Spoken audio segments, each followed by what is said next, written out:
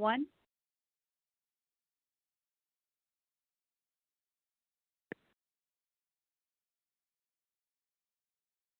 Welcome to the Consulting Specifying Engineer webcast, Microgrids 101, combining multiple power sources for maximum efficiency and uptime, sponsored by MTU On-Site Energy. I'm your moderator, Amara Rozgis, and I'm happy to be here today on behalf of Consulting Specifying Engineer and CFE Media. Here are some tips to help you get the most from today's webcast. If you're experiencing issues with your slides or audio, refresh your browser or click the Refresh Media button directly under the presenter's picture. You can control the volume of this webcast by adjusting the volume on your computer or by adjusting the volume on the webcast platform. If you are having technical problems with audio or the slide presentation, click on the question mark at the top right corner of your screen to access a list of system checks to try before contacting an online technician. If you do need a technician, please type a message in the Ask a Question box and someone will get to you as quickly as possible. Individual technical questions will be answered in the Answered Questions box. Please type questions for our speakers in the Ask a Question box on the left side of your screen. The live Q&A session will begin once the prepared presentation ends. Today's webcast is being recorded. You'll receive an email within a week with a link to the on-demand event. To download a certificate of completion and a PDF copy of this presentation, use the Event Resources tab on the left side of your screen. Those documents will also be available with the on-demand version of this webcast. Note that this is the first of a three-part series. Part 2 is on June 18th, and Part 3 is on September 24th. Each webcast builds on the previous one, and you can sign up for the next webcast via the links in the downloadable PDF copy of this presentation, which is in the Event Resources tab, or via an email that we send to you after this event. Now we'll hear from the sponsor of today's event, MTU On-Site Energy. At the conclusion of the video, you may experience a few seconds of silence to compensate for varied internet speeds. Please stay tuned after the video for today's presentation.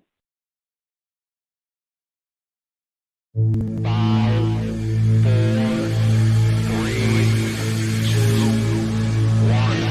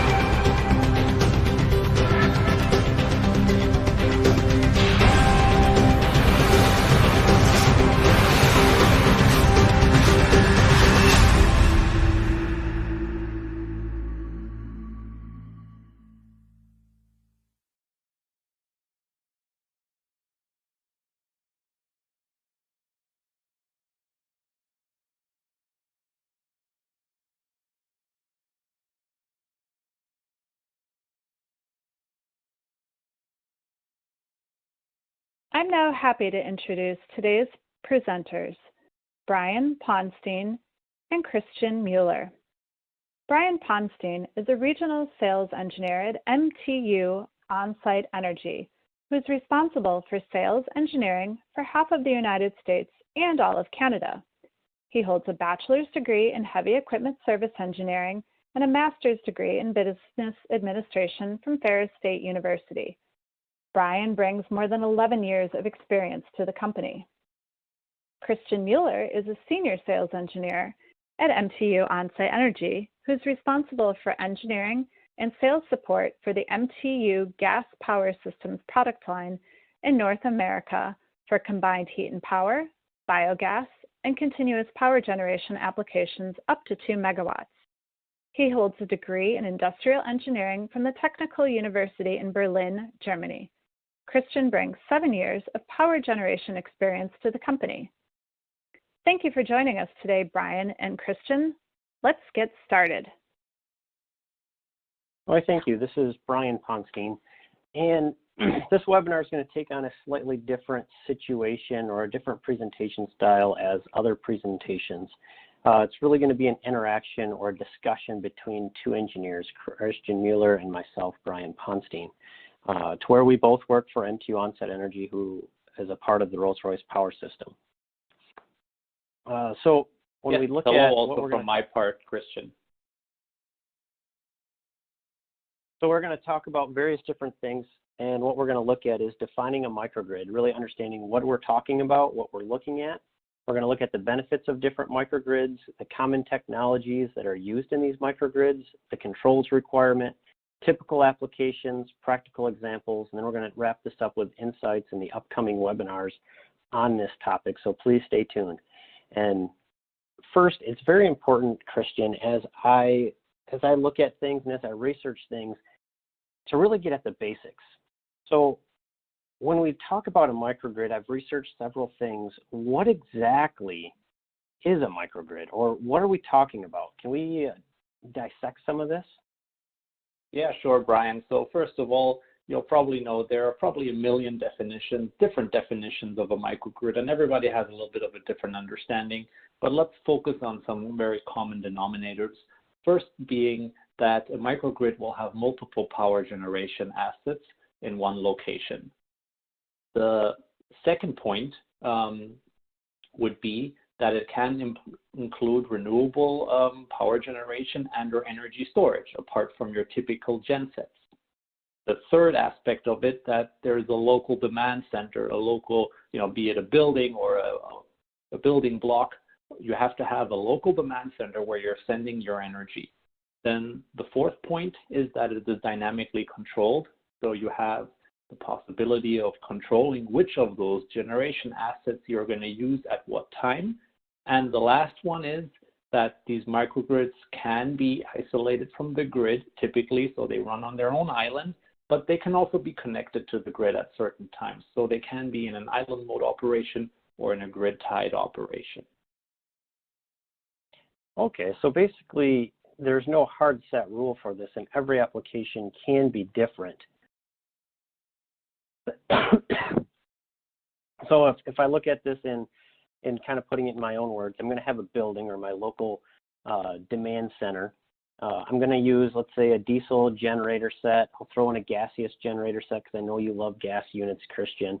Then I'm going to have maybe a battery where I'm going to store some of this power, renewables, whether that's wind or solar, tied in with the main utility, and then I'm going to have a control system.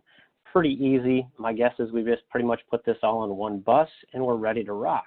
Is it that easy? Well, yeah, you put everything together, but it takes a little bit more to that, and it's really all in the controls at the end of the day, and we'll talk about that a little bit later. So yes, that is your basic definition of a microgrid, a grouping of different power sources which are dynamically controlled. Okay. But now let's understand why we want to use a microgrid. What could be some of the uses for a microgrid? So these are 4 areas which we have identified, and we're going to get into them a little more detail on the following slides. The first one is that there's really a trend to increasing renewable energy. People are looking at putting in solar, especially as part of their energy mix, and that is an important aspect of the microgrid. Then also the energy efficiency. You want to use the most efficient way to generate power, using different sources, be it gas, be it renewable, be it whatever is most efficient for you at a certain time.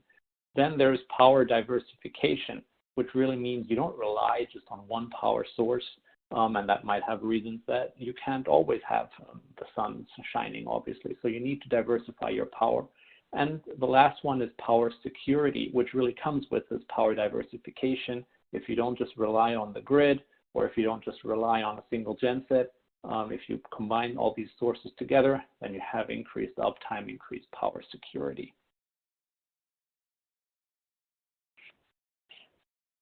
So with the increased renewable energy, what do we got going on here? What are some examples of what we're looking at? Is this really just the incentives from organizations like Rolls-Royce Power Systems has, to where in our K10 report, we want to reduce our carbon footprint? Is that really what we're looking at here, or is there anything else? Yeah, so you have, every organization tries to be more greener, but then there's also a variety of incentives, be it regional, state permitting, which tries to encourage renewables or maybe have incentives for renewable power generation. So I think there's no doubt that there's a lot also going on from the government side, which is trying to promote renewable energy at different levels. So there's an overall trend that we're seeing more and more renewable energy go onto the grid. So you talked earlier a little bit about this power diversification, but how does that play into it, or really what is the reasoning behind power diversification? It seems like there's a lot to unpack here. Yeah, so on this topic, it's really all about contingency planning. So if you only rely on the grid for your power source, what happens, as we see now, more and more of these major hurricanes come through, and if you're out of power because the grid is down, well, that might be bad for your business. Really, these natural disaster situations are going to get more and more common. Another aspect, for example, is also remote locations. So we've seen a lot of interest in microgrids, let's say in northern parts of Canada, which are only accessible once a year. They rely on diesel fuel to power the gensets there. But, they're now looking at putting in solar or putting in batteries to buffer that, to just not rely on the single fuel type, which might be difficult to get there. So, you have those locations which look at diversifying their power. And lastly, not only, does it provide more uptime, but it also protects you against rising energy costs. Since you're now generating your own power, you might have long-term purchase agreements with gas, or, you have your renewable power generation. So if the power in the grid becomes more expensive, especially during peak times, then really, you can avoid those peak demand charges by running off of your own microgrid. And speaking of cost or rising costs, how does this play into a microgrid, and how does the economics look? That's really a core factor of any microgrid, or when we're looking at microgrid projects, is that we have to understand that the microgrid project has to be able to sustain itself economically. And really what you do is you try to understand the return of investment and what that is. So I made a little graph here, Brian, which just shows a simple return of investment calculation for let's say a CHP type microgrid. Oh, this looks very, very attractive. I mean, after 3 years, it looks like this microgrid would be basically you'd have your break-even point, and then it has a very steady, looks like maybe a 20% internal rate of return. So for pretty much any organization, that's a good percentage. Yeah, so this graph, to just explain what it really shows, is you see that rate of return, and you're right about the break-even point around 3 years. So on the bottom side, you have your operating cost, which is really the cost of your fuel, in this case, let's say primarily gas, and then you have your maintenance cost, that's in orange. So you have, a certain cost, and of course the investment cost, the CapEx in year zero. Then on the revenue side, on the top in light blue, you have your electricity generation, which is producing electricity, which has a certain revenue attached to it. And if it's a CHP application like here, you also have a revenue from the heat, that's the gray. So then, you combine that all together, you get a rate of return, and then you do this financial analysis, and then this is, in a very simple kind of example here, only looking at these factors.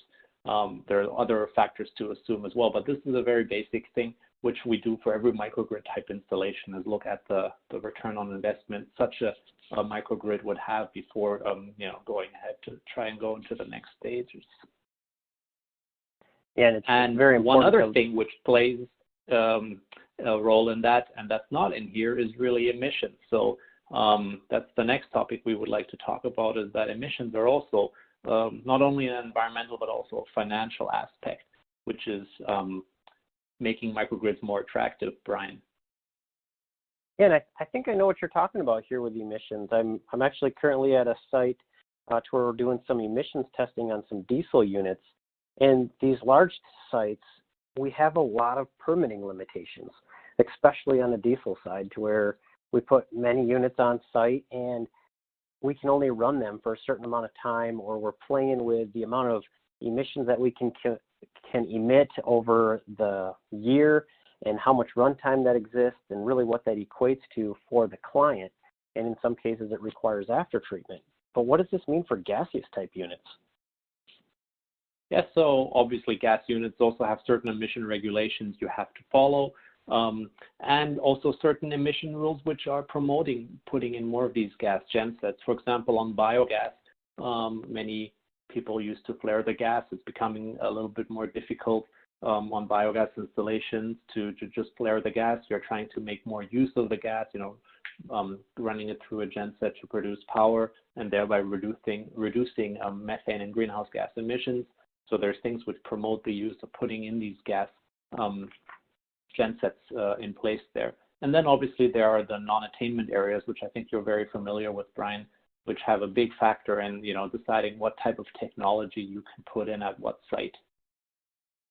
Yeah, those non-attainment areas are usually the areas that concern, and which is why I think you run into some areas to where we don't have any of these emission issues, and other areas to where this is where the conversation pretty much starts.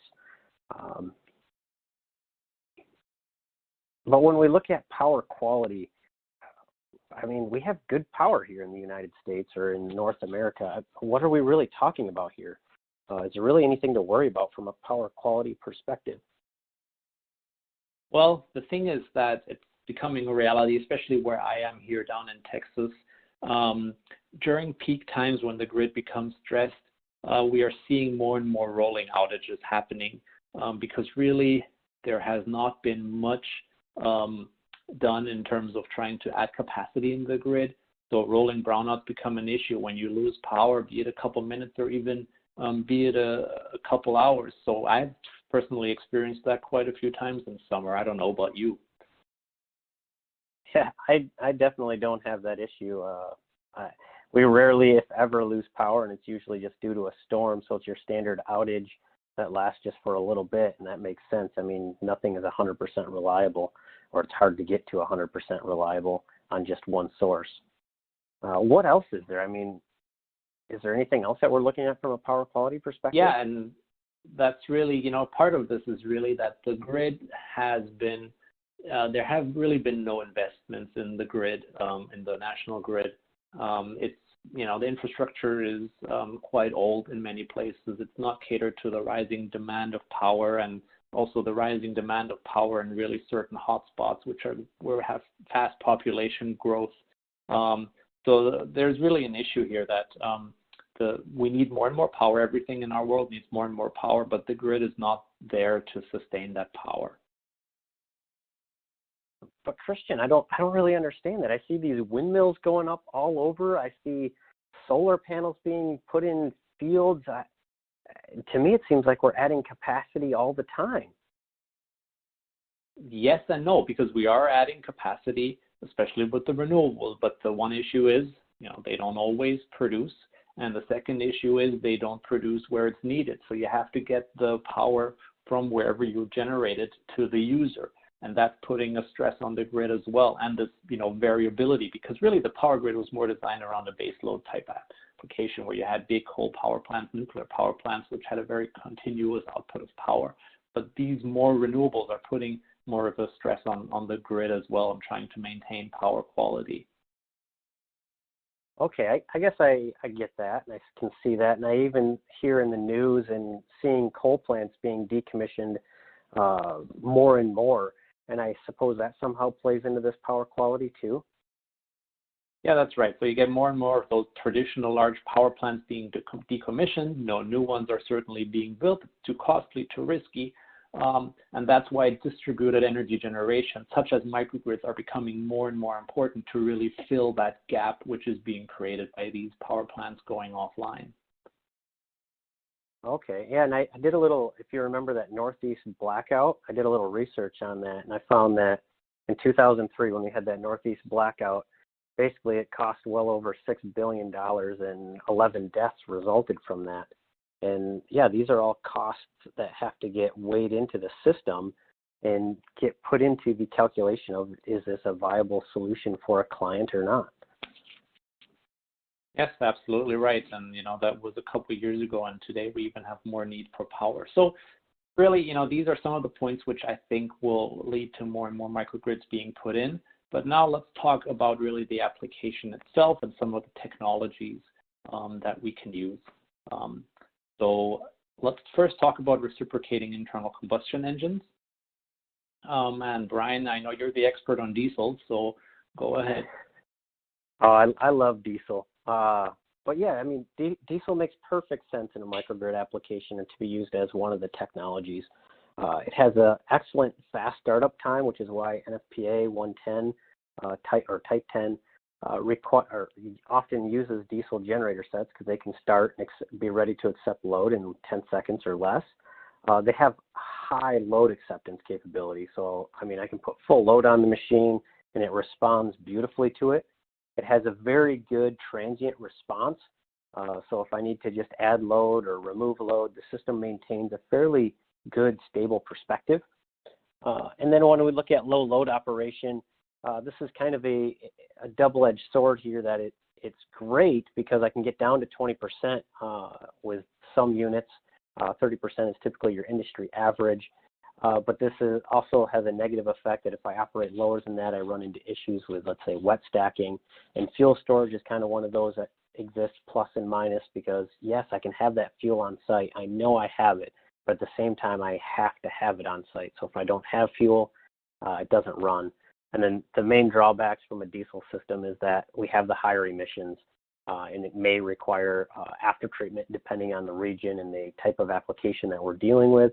And then the fuel cost, diesel fuel isn't necessarily the cheapest fuel out there today. But from a gaseous side of things, what are we looking at, Christian? How does that contrast? Yeah, so, really, what you're talking about are some of the issues, especially on the fuel cost side, which lead to them, diesel gensets not really being that suitable for continuous duty operation. And that's where a gas genset comes in. So if you have a microgrid with continuous duty application, probably a gas genset is the best choice for that. It has a very high fuel efficiency running on natural gas, biogas, different gases. You typically can have a CHP option, meaning combined heat and power. You can make steam, hot water, other thermal energy using the CHP unit. The cost of gas, at least today, is very cheap, and it's an attractive fuel source, and you have low emissions, so it's easier to permit these for continuous duty operation. On the part load operation, traditionally it's been that you could part load these to 50%, but again, as we are going more into microgrids where you really need to run continuously, even in island mode, we have dropped that down to 35%, so you can even run these units continuously at 35% without issues, which is important in a microgrid. They do have, at least compared to diesel, slower startup times and transient responses, which is also improving, again, due to microgrids coming in. Technologies are improving on gas gensets as well to improve the startup time and transient response. Really a drawback is if you don't have any gas pipeline, you can't really store natural gas cheaply. I mean, you can do LNG, liquefied natural gas, but you also need infrastructure for that. So it's really a bit more costly to have fuel storage on gas gensets. So next, we want to also briefly talk about some other technologies which can be part of a microgrid. And we'll get a bit more into some of these in our next webinar, which will be focused on renewables and battery systems. But just briefly, I mean, solar is a very popular part of a microgrid with low maintenance costs, diverse applications. You can really put these almost everywhere. They definitely reduce carbon footprint since there's no emissions associated with it, but obviously they rely on the sun. They require some kind of energy storage so that you can store the energy which is generated by the solar panel and then use it when you need it.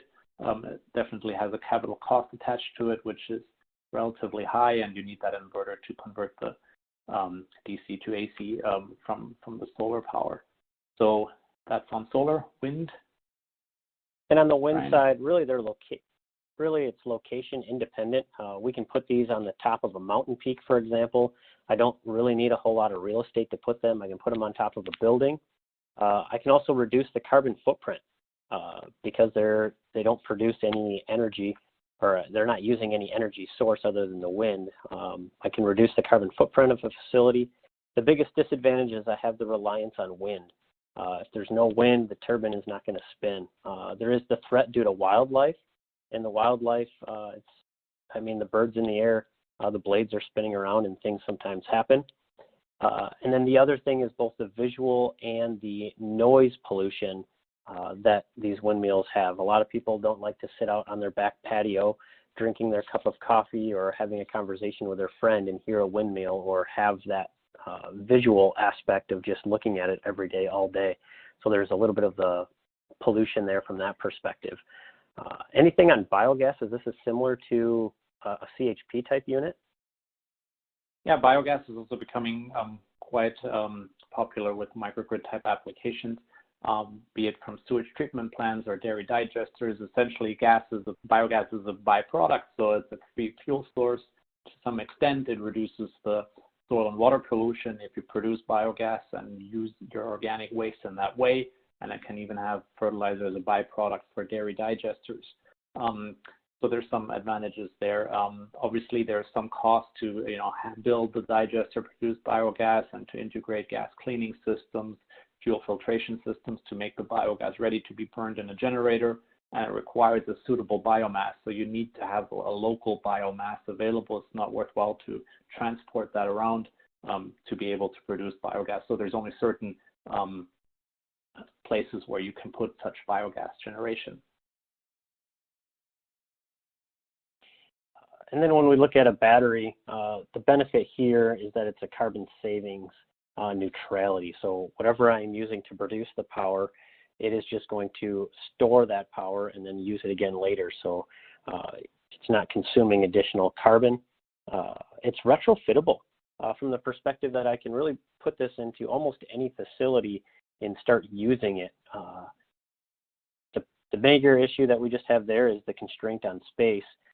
But again, the benefit of the rate optimization or curbing a rate. So if during the peak hours of the day, I can run off battery and then run on or recharge that battery at night when the rates are lower, that also helps out. And then the instantaneous power availability really trumps this one here, is that I can have power immediately as long as I have battery capacity. And like I said, these batteries, all of these systems take up space. We have the life of the battery, so the battery eventually has to be replaced, and then the capital cost of that battery is really what we're looking at there. So Christian, all we have to do is we just connect all of these systems together, hook up the wires, and we're rocking and rolling. I mean, that's how the sales guys tell me this stuff works, so it's got to be that easy, right? Yeah, that's why we don't need any engineers. It's so easy. So, well, it's not. Really the controls are where it all comes together. And I think many people are familiar with genset controls as we commonly use them on gas and diesel gensets. So Brian, I know you've definitely designed and worked on these a lot. Yeah, the master controller on a generator set is not the easiest thing in the world. We have to figure out a way as to tell one of them to be the boss, and the others have to all listen in, and then they have to play nice. It's kind of like your kids. When they play nice for the 5 minutes that they actually do, you're happy, but when they're not, somebody has to be in control and take over and allow that peace to happen again. But how is that any different than the microgrid controller? So the microgrid controller really goes beyond that, where it has intelligent controls in it which decides which power generation resource should be used at any given time. So there's really a priority kind of strategy in place, which will most of the time prioritize renewables. So if you can produce power from solar, then you will do that. Then it will have the battery aspect, so it will decide, am I going to charge or discharge my battery at that time, depending on the rate structure, depending on your renewables producing power. And then the third aspect, it ties into the gensets and the genset controllers and decides to dispatch those in case, you need that extra capacity. So there's that intelligent control there, and you really have to make these microcontrollers scalable because every microgrid is different. You have small to medium to very complex microgrids with different generation assets, maybe even, they might be spaced apart in different parts of the installation. So you need to be able to cope with that. Then you want to have some kind of an analysis function which analyzes trends to see what power source is being used at any given time. You want to remotely be able to access these systems. It really all comes down to efficient power management at any given time. The most efficient way of producing power is being utilized. So a lot is really going into the development and intelligence of these microgrid controllers, and that's why we'll also have one webinar just dedicated to this topic. Yeah, I'm really looking forward to that future webinar and discussing this more. So please, the audience, please ask your questions about this topic if you have specific questions on controllers so that we can address those questions, and we welcome those questions on that. We probably won't get into them very detailed, but we will get into those as they come and as we discuss this topic forward. But when we look at this, Christian, I don't really know if there's a market for microgrids. Is there even a market for a microgrid? Where are these going? What do they look like? Can we start talking about some of that stuff? Yeah, so let's look on the next slide. I mean, there are plenty of microgrids already in place. And we did some market research and identified certain, regions in the country and the size of microgrids which are in place there, and what type of users are there. So definitely you can see military installations in darker green are very big users of it, or be it university campuses, they often have microgrids in place. That's in purple, and every region kind of has its own trend. Of course, then you have Alaska with the remote communities. That's the light green there. So that's a very good example for Alaska, for Canada, which put in microgrids. So it's quite diverse, isn't it? Yeah, it definitely is. And this chart really makes a lot of sense too. If I just kind of look at the generalities from region to region and what kind of fits in, you have like the more military applications or the more remote applications, depending on where it is. And it really shows that the whole United States isn't the same, that we have a good diversity of different applications. But these applications, what do they look like? Let's take a look at that a little bit. Yeah, so let's just talk, and these are, let's say, general things here we will look at. So for a wastewater treatment site, what could be, for example, technologies they use? So typically they would have biogas gensets and then diesel standby generators. So that would be, in a very basic way, also a microgrid. Then you have hospitals which are putting these in. You have your diesel standby, obviously for emergency power, but then they put in batteries for uninterruptible power, and then CHP for base load and for thermal use. So that's kind of the microgrid technologies they're looking at. Then you have industrial users. These are very different in terms of from one installation to the other, but they do have natural gas CHP in many times. They might use solar, obviously linked together with batteries, and then diesel for standby. So industrial users might use a variety of different technologies. Yeah, and when we look at a university, I mean, these are research facilities and starting to incorporate really all of the technologies from a CHP to a solar to a battery, a diesel or a wind system. This really makes sense for universities to optimize their whole facility, do research around it, and then also have an efficient facility as well. And then data centers, a nice, great application. We can put those solar arrays on the building tops to kind of conserve on space, have a battery there to store that power, a diesel to provide that emergency backup for when the utility fails, and then a CHP unit to provide that steady baseload operation. And then when we look at military or remote applications, and this is where I really think microgrids kind of took their main root in, is to where we have a reciprocating engine, whether that's a diesel or a gaseous unit, typically diesel, with a solar array, to where I can use that solar array to offset some of the fuel cost, and then have a battery system to where I can store that and further have optimization. And again, all of these situations, these are just typical applications. But Christian, I'd like to look at this a little more practical and look at some more examples, learn about some of the things that you've experienced and really what's kind of going on. So if we look at some practical examples, can we just kind of keep this simple for now in this first webinar and look at more reciprocating type microgrids, and then maybe in the future we can unpack this a little bit more as to getting into the other applications like wind or solar or battery and how that integrates. So can we keep it simple today? Yeah, so I think that's a good way to start it. So right now we'll just focus on applications which use different types of generators, mainly different types of fuel. So the first example I want to show you is a wastewater treatment site, which is being completed as we speak in New Jersey. They have decided to put in 600 kWs of biogas, using the biogas from the digesters from the wastewater. These can also be equipped to run on natural gas if biogas is not available, and then they have the 4.5 megawatt of traditional diesel standby. So the technologies they used were, on the one hand side, 3 smaller biogas CHP units rated at 200 kW each for biogas and a little less on natural gas, and then you had 3 1,500 kW diesel gens. So when we integrated this, so what were some of the, what's the system overview and the layout?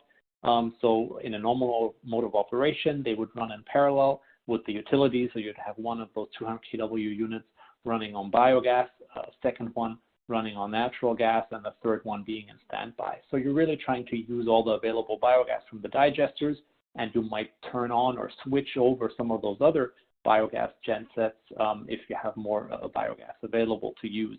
And the hot water from the CHP is used to heat the digesters. Now, when it becomes really a microgrid is when we have an emergency mode operation. So when the power goes out, the diesel gensets start up, and then they can parallel. There's the option to parallel them with the CHPs, which can then either be running on biogas or natural gas. In addition, you can also black start the CHP units on biogas or natural gas to cover critical facility loads in case the diesel gensets are not available. So they can also run on their own and at least cover a portion of the very critical loads there. So when we look at the engineering challenges that we had, it becomes pretty clear that one of the major ones is to have a master control system that can handle both the biogas and the natural gas operation depending on what's available and what we can or can't do, and making that system run flawlessly. That was one of the first ones. And then the next one was really to run a biogas unit in either an island mode or in a black start capability or situation, so that we can have a reliable system for the wastewater facility and still run all the other stuff that had to happen. And then, of course, the emissions controls to meet the NOx and the formaldehyde limits. Getting back to the emission stuff that I love to talk about was another aspect that we had to look at, had to engineer for and control. The financial aspect is really what made this project happen. This really kind of laid the groundwork for us. There was incentives from both the state government and from storm mitigation. So the state government highly incentivized the system. And then when we looked at the storm mitigation and the risk assessment, really is what you kind of look at here, is if we lost power, what would that cost? And adding in additional contingency planning, or really having the ability for the flexible system that we designed, allowed for that risk just to drop off and they can run with peace of mind and know that they have a very dynamic and reliable system. Another example, as we talked earlier about the different examples, would be a hospital. This is a CHP to where what we have at the Greenfield Hospital in Maryland, to where we have a 2 megawatt continuous standby unit and 4 megawatts of diesel standby. So when we look at the technology, it's one 20V4000, basically a 2 megawatt, slightly under that, continuous rated unit, and then we have two 16Vs, both at 2,000 kilowatts apiece, getting us to the 4 megawatts with after treatment required by local jurisdiction.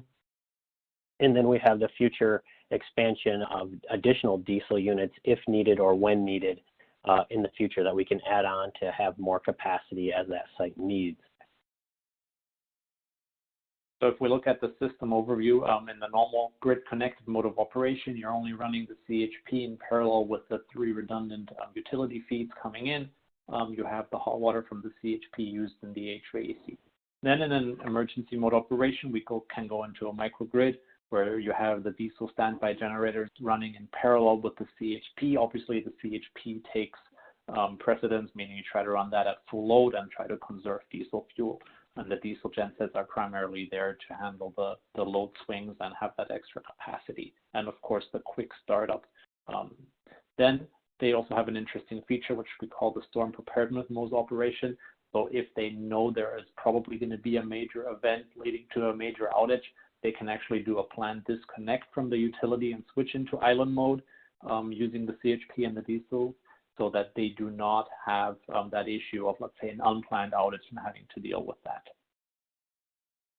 So what are some of the engineering challenges? We obviously have to have a control system which can integrate the diesel and the CHP in various operational modes and really make that automatic, so the operator doesn't have to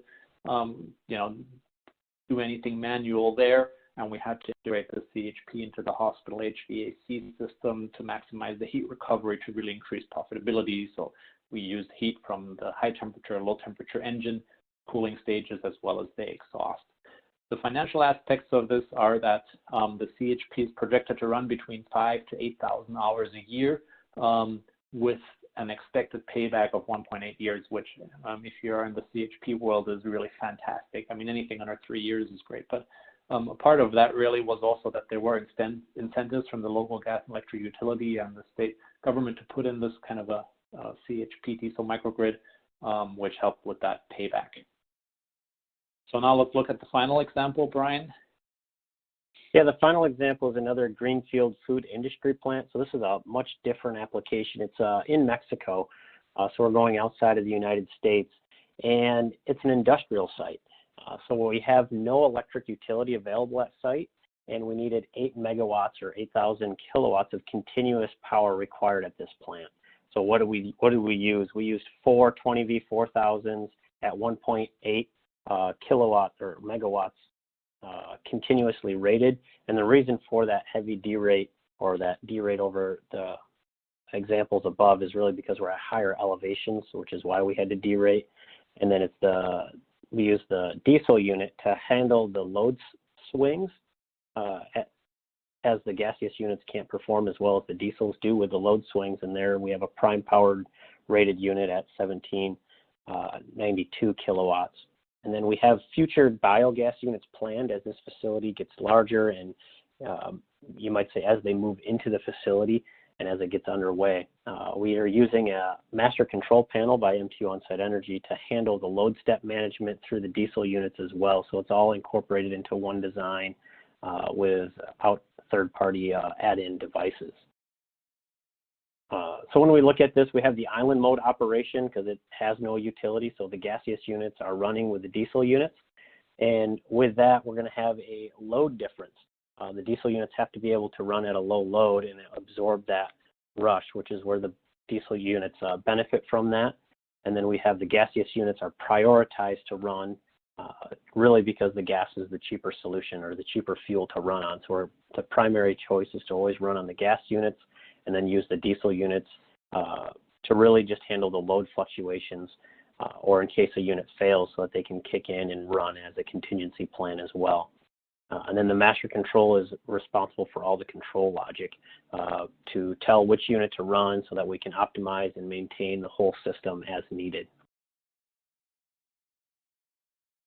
So some of the engineering challenges were where these large plant loads as large motors come on, and that's why we put in the diesel. You could probably also put in a battery. In this case, we were able to put in a diesel also from the emission regulation in Mexico. That was possible. We really had to prevent the diesel unit from wet stacking at low load, so we had to cycle it up to above 50% for 1 hour every 12 hours. And we had to allow for the future plans to double the plant size, so we'll have to put in additional generation. As I said, they don't have any utility there. The high altitude operation, Brian already briefly mentioned, we're above 6,600 feet, so we had to modify the engine to make sure that they run really well, and also some electrical modifications for that high altitude application. So that was a bit of a challenge there. So that brings us to the last slide here. Yeah, so when we look at all of these, Christian, what I'm kind of gathering is that we first have to look at the ROI. We have to validate that this system is profitable. And that's one of the key things that I'm kind of gaining from discussing this with you, is that if we don't make sense from a financial perspective, why would we do this? Secondly, we need to ensure compliance. And really, most of this is going to be regulatory compliance, and looking at it from that perspective, that if we can't meet this regulatory requirement, we are going to probably not have a facility that works, or we have to take that into the piece and maybe redo the ROI calculation if something has to change to make that happen. Then we have to kind of do this whole balance of plant operation, to where we have to make sure that, hey, we are getting what we need. If we're using a CHP, what are we doing with the heat, and is that going to work with this, and how is all of this going to balance out, and what efficiencies do we need to use in the whole system? So when does each technology run, or when doesn't it run, maybe is another way to look at it. We also have to optimize that load management and optimize the entire system efficiency, that if we can get better efficiency out of something else, that needs to be programmed into the controller and have that actually happen. And then lastly, in the end, we have to write that technical specification. So once we've figured out all these other items, then we can kind of come down and say, okay, now I need a gaseous unit, and I need a diesel unit, and I need a battery, or I need this, or I need this, and what that combination is, and we can write that technical specification. It's almost inverse of what some other people may typically see, to where we write the technical specification and we don't worry about the rest. And these are numbered in order, because really if we can't fit one before two, if one goes out, the rest of the system isn't going to work, and it really does follow that logic. Christian, you want to talk about some of the upcoming webinars and what we're going to discuss in the future? Yeah, just briefly before we get to questions here. So as I indicated, we'll have the next webinar, which is really focusing on integrating renewables and battery storage into the power solution. So how does that work? Specifically also focusing on battery storage. A lot of that is a very exciting technology. And then the last webinar, the 301, where we tie all these systems together, is really focused on controls, as well as software modeling, where we can model these microgrids in advance and then figure out what is the best technology to use. Some exciting webinars coming up. Yeah, and please understand that these links here, these are, if you download the presentation, you can click those links and you will be brought right to that page if you haven't already signed up for those. I'm just trying to keep things easy for you guys. Okay, well, fantastic. Thanks, Brian, and thank you, Christian. Now our presenters will answer questions from the audience. Please type your question for the presenters in the Ask a Question box on your screen, and we will get to as many as time allows. Questions that we do not get to today will be posted online at csemag.com with the archived version of this webcast. And please remember to download a certificate of completion or a copy of the presentation. Use the Event Resources tab on the left side of your screen. All right, so we are going to start with a question. Everyone really liked the examples that you gave. Can you please tell us what types of microgrid applications are being used in healthcare facilities? So the microgrid application we mentioned for that one hospital in Maryland is one where you have gas and diesel there. So that would be a typical, kind of a basic microgrid where you you augment the diesel standby with a gas CHP unit. But then, I think there will also be more renewables and battery storage and that coming in, because, I mean, the hospital is all about uptime, so that plays a lot into that as well. So, yeah, sure. It's kind of really what we had in that example. That was a typical kind of a microgrid, which can be expanded with renewables and battery. Okay, great. Brian, the next one's for you. Please describe Title V permitting. What is that? So Title V permitting is something that exists within the United States. It's a dictated regulation for how much a site can emit for any one hazardous air pollutants or a combination of hazardous air pollutants, or abbreviated as HAPs, H-A-P-S. And this is federally mandated. And then what can happen is if a state is declared as non-attainment, that state has to come up with what's referred as a SIP plan, statewide implementation plan, to where typically they will go after these Title V facilities and actually have lower limits yet. So the federal requirement may be at 100 tons per year, and then the local requirement may drop that to 50 tons or 25 tons or possibly even less than that, depending on the region. And it's to where the local stuff really starts making these systems complicated, and we have to look at it in a very in-depth requirement. But 100 tons, if we stick with the federal requirement, it's actually relatively easy as long as the site is small, and it really affects larger facilities or larger sites. And the key thing to understand here is it's not just the generator sets, it's the entire facility. So it's the boilers on site, for example, would get added in with a generator set. So it's not just one source, it's the entire facility, which is typically to where you start having an emissions engineer start looking at the whole system. Okay, thank you. Next question. How do you determine the number and capacity of each source to provide reliable power generation? So in other words, if one source goes down and the grid doesn't go down, can you describe that a little bit more? So that goes into the modeling. So it's really too complex to figure that out without a proper software modeling tool. So what these software modeling tools do is you put in all the loads you have, as much load information as you have in terms of the users in your microgrid, and then you add technologies, you add gas gensets, you add renewables if you had them, you add battery storage, and then the tool really tries to optimize that based on the power quality requirements. If you have very strict power quality requirements, you might need more batteries to do that. Then it takes the operational cost, the capital expenditure cost. So it's really an optimization tool, which then at the end says recommends an optimum combination of different technologies and provides you a rate of return immediately as part of that calculation as well. So it's really into the software modeling where you try to optimize the different types and numbers of gensets based on the variety of inputs you have. Okay, very good. Thank you. Next question. Does the cost of a microgrid include the cost of maintaining more than one power system? Yes, I mean, if you look at the cost of running a microgrid, you have to look at the cost of all the assets you have in place there, and you might have redundant assets as well, different run hours. So it all goes into what we call the life cycle costs of all the different generators and technologies you have there. So you do look at all of those and factor that into the operational cost. And to some extent, that then also gets programmed into the microgrid controller so that you have an idea of, how much does it cost me to run this asset right now? And then it can make a determination. Does it make sense to run that asset based on, for example, the cost of electricity, or does it make more sense to import the electricity from the grid and not generate your own if you are grid tied, if you have that option?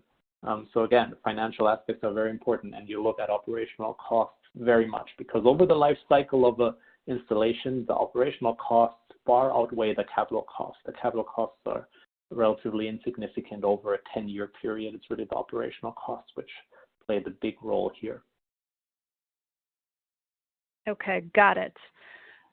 If you do have more questions, we will be able to answer questions in writing. So please type your question to the Ask a Question box on the screen.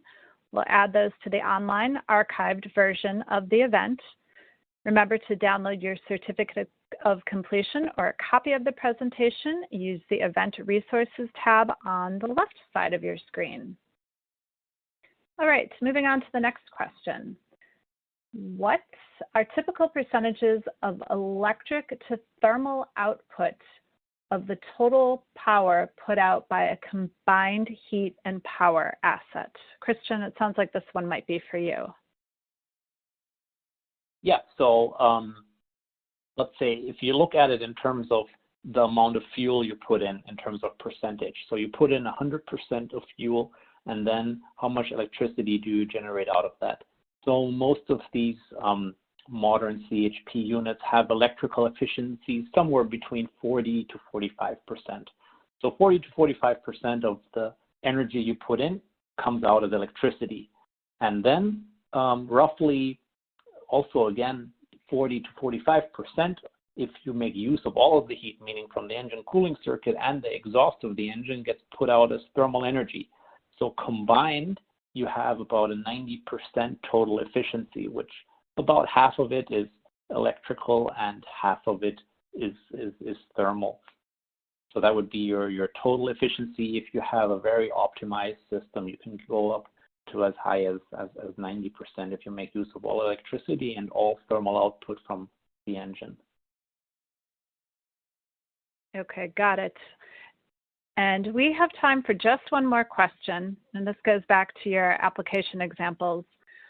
Were there any challenges paralleling diesel and gas engines?